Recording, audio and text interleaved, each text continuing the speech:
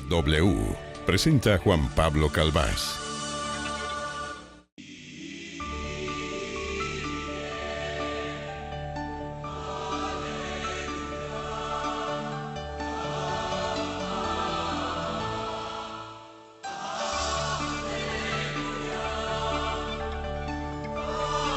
Doce del mediodía, 11 minutos, aquí estamos con ustedes, bienvenidos, sigue la W. Hoy tenemos un menú muy interesante, más o menos hacia el mediodía.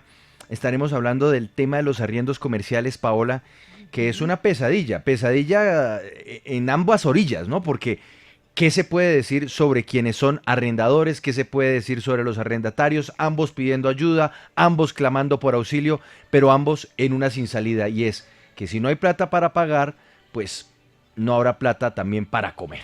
Sí, pero específicamente, digamos, los arriendos comerciales de aquellos empresarios que están en, por ejemplo, centros comerciales en donde los arriendos, usted sabe, Juan Pablo, que son elevadísimos y que ellos dicen que el decreto que el gobierno sacó para establecer medidas que protejan tanto a los arrendatarios como a los arrendadores, pues a ellos les afecta fundamentalmente, y no solo porque, digamos, solo protege o hace que se lleguen a acuerdos entre los pequeños empresarios y los arriendos residenciales, sino porque también ellos dicen que la persona, la dueña del local, pues va a conservar su patrimonio, y entonces en ese sentido pues cuenta con un privilegio, y en cambio a ellos sí les van a cobrar multas, sanciones por mora, y les van a seguir cobrando el arriendo aunque su local no esté abierto. Es una situación definitivamente muy difícil para todos ellos, y por eso estaremos hablando con algunos representantes de este sector. 12 del mediodía, 13 minutos. Vamos a hablar también más adelante, Mauricio, de un asunto muy particular, un debate que se ha abierto. ¿Quiénes son los que deberían ir a la cárcel? ¿En qué momento se debe llevar a una persona a un centro de detención en medio de esta situación de emergencia, cuando además lo que se busca es descongestionar las cárceles, ¿no? Sí, señor, y esto fue una propuesta que surgió por parte del fiscal general Francisco Barbosa, quien dijo que va a emitir una directriz según la cual se va a determinar en qué casos se debe enviar a la cárcel a una persona. Es decir, hay unos casos específicos, excepcionales, donde se va a enviar, y los otros generalmente se acude ya sea a una figura de detención domiciliaria o unas restricciones, por ejemplo, como no salir del país. Sin embargo, es un debate que tiene tanto de largo como de ancho. Eso será más adelante. Y Andrea, vamos a tener nuevas denuncias sobre el personero antisemita en Copper, Boyacá. Sí, pues estamos todavía esperando los fallos judiciales que él dijo que nos iba a facilitar, pero también se han contactado, ¿no?, con nosotros. Hace 2 días se comprometió a mandarnos ya, unos fallos. sí, sobre todo donde decía supuestamente que se comprobaba que esa no era la voz, las que publicamos acá, esos audios donde pues se burlaba de la comunidad judía, y resulta que es que nos han llegado nuevas denuncias del municipio de Copper, del hogar de paso de ese municipio en el departamento de Boyacá, donde permanecen varios adultos mayores al cuidado de una enfermera, una señora encargada del área de cocina y de servicios generales, quienes denuncian que el personero las trató prácticamente de analfabetas, que si no sabían leer, frente a un reclamo que les estaba haciendo. Entonces ellos dicen si es el comportamiento adecuado de un personero o no. Ya les vamos a contar acerca de esta nueva denuncia. Aquí sigue la W y es el momento para que usted se conecte con nosotros. A partir de este momento, la radio se oye y se ve.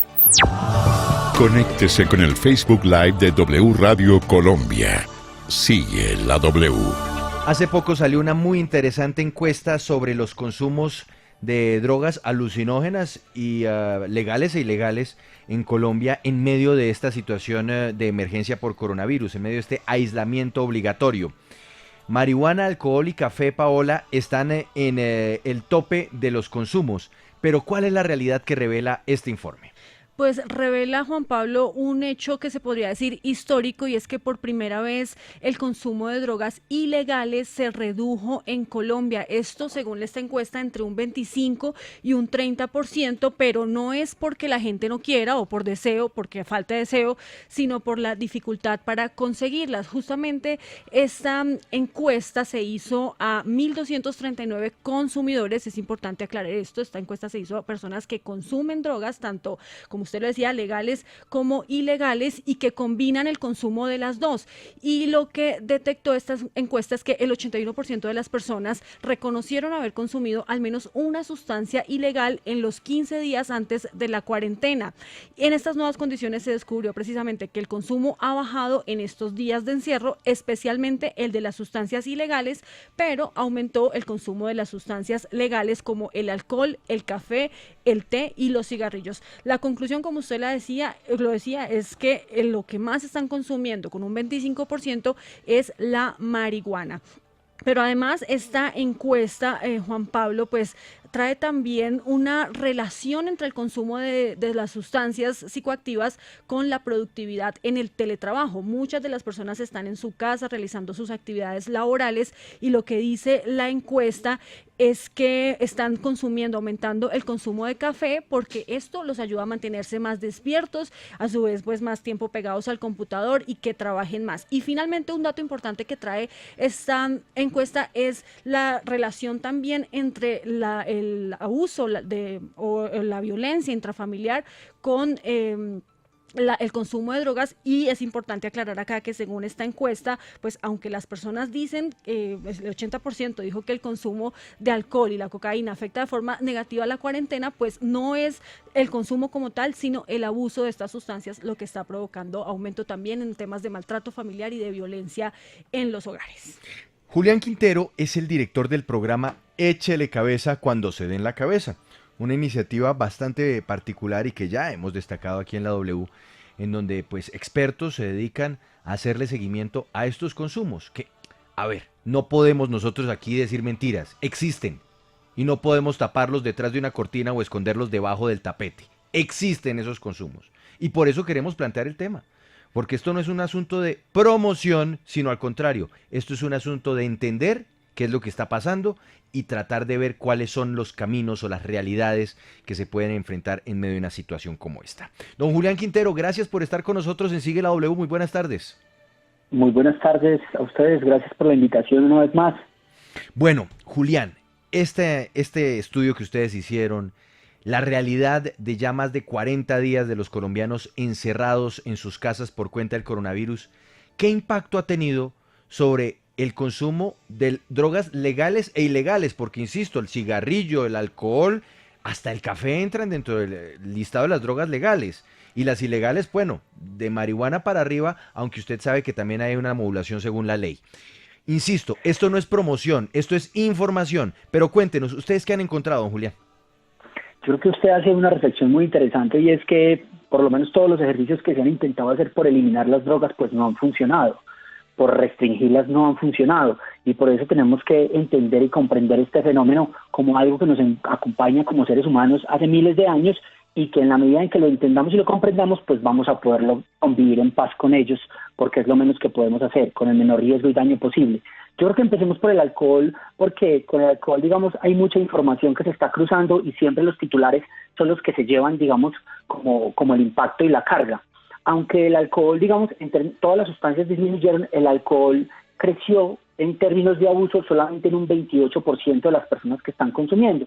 Y una vez más, ya que la marihuana está siendo un poco más entendida, domesticada y reflexionada, pues ahorita el caballito de batalla termina siendo el alcohol al que se le adjudican la mayoría de los problemas por la convivencia. Aunque se refiere como eso, nuestro llamado es un poco, primero, a que el alcohol simplemente es un desinhibidor, es una sustancia que reduce las barreras y por tanto afloran sentimientos y perfiles del carácter que han sido alimentados y que han sido construidos a lo largo de su vida. Y lo que hace la sustancia es simplemente liberarlos para felicidad, euforia, llorar. También, digamos, ha servido como un anestésico para soportar esta pandemia. El 91% de las personas dijeron que las sustancias les habían ayudado a sobrellevar esta situación, pero también salen sentimientos y comportamientos negativos, entonces una vez más terminamos echándole el problema, la culpa al alcohol de lo que está pasando, cuando echarle la culpa al alcohol es como botar el sofá, cuando lo que tenemos es un problema de educación, de manejo de la frustración, etcétera. Digamos que eso es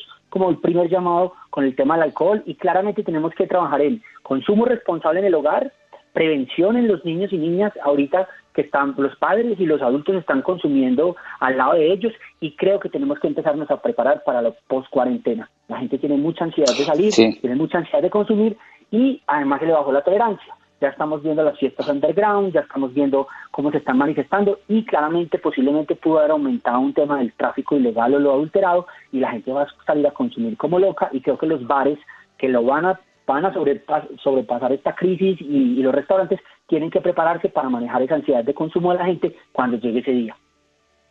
Justamente, Julián, sobre la adquisición de estas drogas estupefacientes, el estudio señala que además pues de la cuarentena se aceleró los procesos de pago virtual de drogas y también lo que es la entrega a domicilio.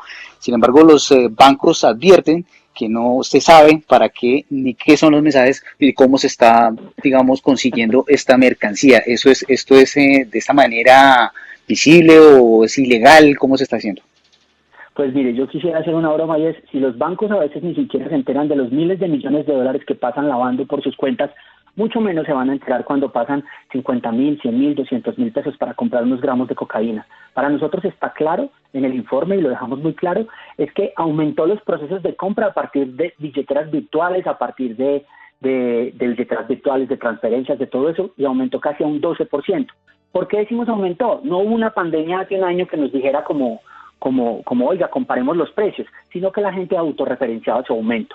Y en el tema de la entrega por domicilio fuimos muy claros en la pregunta y en la explicación, es que no creemos y estamos casi seguros que las personas ni se enteran lo que están transportando. Transportan paquetes, transportan libros, pero esto subió casi a un 27%, y creo que esas dos cosas es de las pocas que se van a retroceder una vez se levante la pandemia, porque disminuyó el riesgo de portar sustancias en el espacio público, y el valor extra porque eso pueda pasar es muy mínimo. Yo creo que eso frente al tema de la compra y de las entregas. Y quería también anotar el tema del cannabis, que lo decían ahorita, y es que el cannabis, como es la sustancia más consumida en este momento de tipo ilegal, creo que encontramos tres respuestas. Una, pues porque es la de mayor acceso, es la de mayor disponibilidad.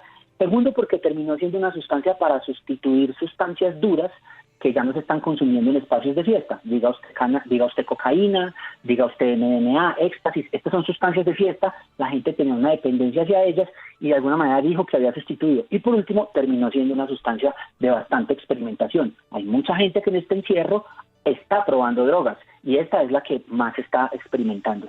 Sí. Julián, pero hablábamos inicialmente que el consumo de las sustancias psicoactivas ilegales disminuyó no por el deseo, sino por la dificultad para conseguirlas. Pero si al mismo tiempo estamos diciendo que la encuesta está evidenciando que hasta por encomienda le pueden llevar a uno a la casa, hasta por aplicaciones de domicilio y con pago virtual la droga, entonces ¿en dónde se presenta la dificultad para acceder a las drogas? ¿Qué datos tiene la encuesta con relación a quienes están recibiendo las drogas a domicilio y de estas formas, y quienes todavía están yendo hasta los parques, a las ollas, a los puntos de encuentro con sus jíbaros? Mira, nosotros lo que vimos es que hay también que hablar de diferentes tipos de consumo, ¿no? Una cosa es el consumo en habitantes de calle, el consumo problemático. Eso se manifestó a los 2-3 días, las ollas se cerraron, después hubo escasez de heroína, digamos, eso fue muy conflictivo. Se cerraron hasta las tiendas para quienes son súper dependientes al alcohol. Entonces, digamos, eso, pero ese mercado se reorganizó en 3-4 días, ya las ollas empezaron a abrir al amanecer, aparecieron los teléfonos de la heroína, normal. El mercado de los consumidores recreativos que están en sus casas y que tienen un nivel de funcionalidad medianamente, que son realmente el 88% del total de los consumidores según Naciones Unidas, este impacto apenas se notó 2 y 3 semanas después, por varias razones. Una, porque el 70 y tanto % de la gente dijo que se aprovisionó. 2, porque el síndrome de abstinencia empezó a pasar después de las 2-3 semanas, cuando las sustancias empezaron a acabarse, ya fuera porque hubo un consumo regular y la cuarentena la extendieron, o ya sea porque la gente empezó a abusar. Entonces, cerca de creo que 40-50% de la gente dijo que estaba saliendo a conseguir la sustancia en un punto de encuentro.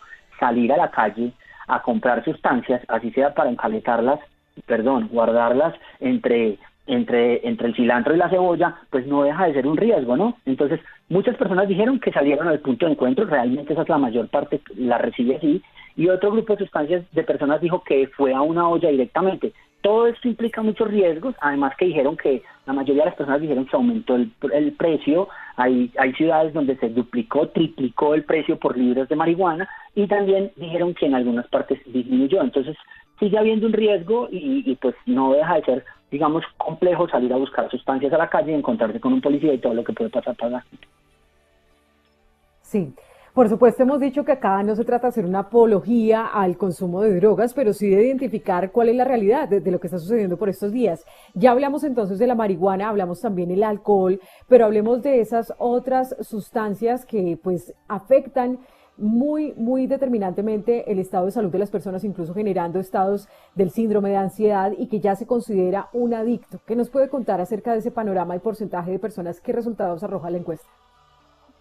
Digamos que, mira, como les contaba, hay dos consumos que son tratados desde otra perspectiva, que son como el consumo del bazuco, el consumo de la heroína. Digamos, nosotros, este es un proyecto, yo no soy el director de Échele Cabeza, es Vanessa, yo soy el director de la corporación que se llama ATS, y nosotros tenemos otros proyectos. Uno de ellos trata con personas que usan drogas inyectadas, y ellos manifestaron desde el segundo y el tercer día problemas muy graves asociados a la abstinencia. La abstinencia de la heroína se manifiesta con fuertes dolores, vómitos, temblores, y lo que manifestaron también fue que cerraron los puntos de distribución. Entonces, y lo que estaban consiguiendo era muy caro y parecía que no era heroína y estaba adulterado. Eso nos preocupa mucho por lo que se puedan estar metiendo esos muchachos, pero nos preocupa aún más es que no hay posibilidad de acceso rápido a paliativos para el síndrome de abstinencia. Conseguir metadona hoy en día en Bogotá es muy difícil para quienes están en una EPS, imagínenselo para quienes están en calle. Acceder a una benzodiazepina para paliar el dolor en la calle es muy complicado. Casi todo eso lo dan a través de consultas externas, y las consultas externas las cerraron, y por eso nosotros, digamos, desde otra perspectiva hemos venido haciendo un llamado a que se implementen acciones innovadoras relacionadas con el tratamiento del síndrome de abstinencia. Hay suficiente evidencia en el mundo que muestra que ya se puede utilizar el CBD del cannabis, es decir, no psicoactivo, para tratar este síndrome de abstinencia de una manera rápida y contundente. También hemos invitado y hemos llamado a la política pública y al gobierno a que empiece a pensar en salas o centros de consumo supervisado, donde las personas en esta época de COVID-19 en la calle se puedan concentrar en un lugar, no estén en movilidad y se puedan atender directamente. Julián, hablemos del control policial, hablemos de las autoridades, porque además aquí hemos dicho ya en varios momentos en esta conversación que pues hay gente que está yendo a las ollas, a los lugares de expendio, pero también hay mucho domicilio. Paola misma nos contaba entonces que dentro del estudio aparece esa novedad pues del pago electrónico y demás. ¿Cómo está la policía actuando respecto a estos controles? Porque finalmente en esta realidad tan particular que estamos viviendo, en donde las ciudades parecen la ciudad de los domiciliarios, no vamos a decir empresas, pero los vemos con sus grandes maletones, pues hasta cierto punto, detrás de uno de estos domiciliarios se puede esconder quien esté distribuyendo drogas. ¿La policía está haciendo controles efectivos para eso? ¿La policía está deteniendo a quienes podrían eventualmente ser quienes están transportando las drogas a sus clientes? Mire, yo creo que la policía hace muchos esfuerzos, ingentes esfuerzos, por interceptar las sustancias y por detener a los distribuidores. Yo creo que esos esfuerzos que hacen, pero es muy difícil que pueda cubrir la policía o que pueda requisar a todos los domiciliarios que están en Bogotá circulando. Es más difícil todavía que la policía pueda detener todos los camiones que están entrando con alimentos a Bogotá, y donde pareciera ser, o han mostrado en las noticias, que están entrando ya los grandes cargamentos que se microdistribuyen. Yo creo que además también es más complejo todavía. Si ustedes vieron, por ejemplo, en la encuesta que nos llamó mucho la atención, ¿a quién le compra usted? La mitad de la gente le compra a un distribuidor de confianza, es decir, es una relación que tienen ya establecida antes de esta pandemia. Hay un tema de fidelidad del cliente, de buena atención, de buena calidad de producto, de precios. Recuerden, como ustedes muy bien dicen, que me llama mucho la atención la reflexión, pues es que esto se está dando y no deja de ser un producto comercial que depende de las lógicas del mercado. Entonces yo creo que la policía hace mucho esfuerzo, pero yo creo que durante muchos años y durante muchas décadas nos hemos dado cuenta que esos esfuerzos que terminan haciendo la policía para implementar unas políticas que se inventan los políticos, pues no han dado el resultado que hemos esperado. Y yo creo que en el caso del cannabis, ahí nosotros hacemos una recomendación muy clara, y yo creo que hay que continuar ahorita. Después de que pasamos con el tema medicinal, debemos continuar y dar el paso hacia la regulación del cannabis recreativo. Está bastante domesticado, está, digamos, en la familia, tiene bastante uso. yo creo que además también en este momento económico es bastante importante para nuestro país. Entonces yo creo que hay que empezar a seguir cuando se pase, quitarle esa economía a los narcotraficantes y empezar a educar a la gente. Mire, si nosotros pudiéramos en este momento educar a la gente que para que se prepare para una legalización del consumo, de pronto no tenemos los problemas que estamos teniendo hoy en día, porque a la gente no se le educó para consumir alcohol ni para consumir cigarrillo. Julián, sumado a eso, el 79% de las personas de las que encuestaron, aseguró que adquirió provisiones para la cuarentena, pero de ese 79%, el 12% ya se consumió todo lo que compró, el abastecimiento que tenía. Esto no es preocupante, no es una necesidad que están requiriendo cada vez más. El manejo de la ansiedad no es preocupante posterior a la cuarentena. ¿Cómo se va a manejar esta situación? Pues usted me hace la pregunta a mí y yo como sociedad civil tengo unas acciones y unas sugerencias para el Estado, pero digamos que quien debe responder es el Estado a esta ansiedad. Yo creo que nosotros desde que empezó esta pandemia hemos hecho sugerencias muy puntuales en términos de salud mental, de reducción de riesgo y daño, de manejo de la sobredosis. Esperamos que el gobierno la recoja. Pero una vez más insistimos dos cosas. Uno, tenga en cuenta que esta encuesta fue entre la segunda y tercera semana y vamos para la quinta. O sea que la abstinencia puede estar mucho más dura ahora. No obstante, hubo una respuesta que fue bien interesante y cerca del 60% reflexionó y dijo, creo que voy a reducir mi consumo. Y como el 40% de la gente dijo y se dio cuenta que tenía abstinencia a una sustancia. Recuerda que esta encuesta está muy enfocada en jóvenes de 18 a 29, urbanos, 70% vive con su familia, que es el bloque grande que consume en la sociedad. Entonces digamos como que este es el grupo de personas y este es a quien nos debemos atender ahorita nosotros.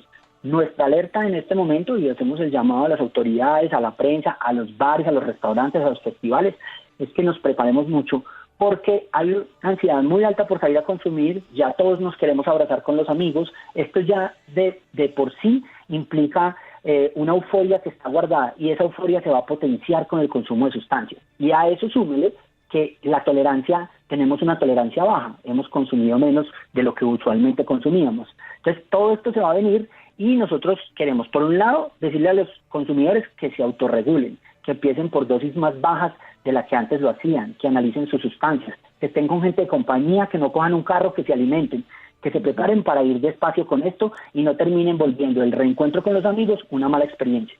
Y al Estado le queremos decir que por favor impulse estrategias de prevención, de reducción de riesgo y daño, de consumo responsable y prepare al sistema de salud, prepare a las autoridades, porque claramente se nos van a venir situaciones de alto grado de excitación, se nos van a venir situaciones de sobredosis y de intoxicación cuando esto se empiece a levantar.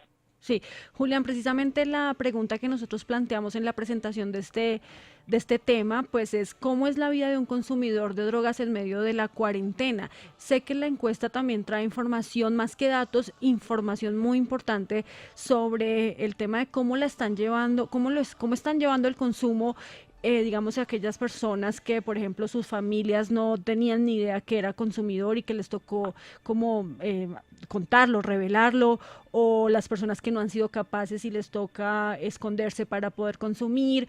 ¿Qué información trae la encuesta específicamente sobre eso?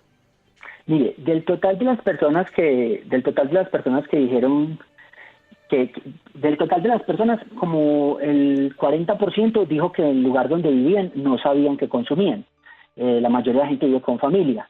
Y de ese total de esas personas, como el 60% dijo que seguías comiendo escondidas, un 20% dijo que salía a la calle y cerca de un 20% dijo que había dejado de consumir. Eso por el lado de las personas que viven en lugares. Pero hubo un porcentaje muy pequeño, que es como el 2-3%, que para esta encuesta terminan siendo como 60-70 personas, y es que les tocó salir del closet y les tocó asumir la situación. Nos han llegado muchas llamadas, muchos mensajes de la gente diciendo, venga, yo estoy en mi casa, o estoy con mi roommate, o estoy con mis compañeros de universidad que quedé encerrado, yo quiero salir del closet con ellos, ¿cómo lo hago? La próxima semana vamos a sacar una guía relacionada con cómo salir del closet psicoactivo y cómo salir unos del closet psicoactivo y otros cómo reaccionar cuando tu amigo... Eso por ese lado. Y por el otro lado, frente a la abstinencia, muy interesante porque el 24% dijo que la estaba pasando comiendo, el 22% dijo que la estaba pasando hidratándose, otro 22% dijo que la estaba pasando con ejercicio, y 18% con entretenimiento tecnológico, juegos, etcétera, etcétera. Esto se cruza más también con la información que ya ha salido relacionada con el aumento de peso en la cuarentena. O sea, Recuerden que es que esta es una situación muy ansiosa, aunque los medios de comunicación, los psicólogos y muchas personas muy buena onda nos quieran decir que tengamos actitud positiva y que vamos a salir adelante y que esto es lo mejor, pues no deja de ser una pandemia que está matando gente y que estamos enterrados a la fuerza. Y creo que esa ansiedad está saliendo por muchas partes, para unos que tienen abstinencia de una manera y para otros está saliendo con la sustancia. Julián Quintero, de ATS y del programa Échele Cabeza, muchas gracias por estar con nosotros en Sigue la W, mostrarnos esta que es una realidad, insisto. Es que aquí no es asunto de tapar las cosas y de meterlas debajo del tapete, porque así no existen y no las vemos. Es una realidad y hay que trabajarla, hay que comentarla, hay que hablarla. Don Julián, gracias por estar con nosotros en Sigue la W. Muchas gracias, nos vemos luego. Y en segundos, numeral, el arriendo de mi local. Nos vamos a hablar de un tema que es muy preocupante para dueños de locales y para arrendadores de locales en sectores comerciales. Un local que se convierte en una pesadilla a quien no le pagan, pero también para quien no tiene cómo pagar. Y el problema es que en la mitad está la sostenibilidad de los negocios. Numeral, el arriendo de mi local, en segundos, cuando sigue la W.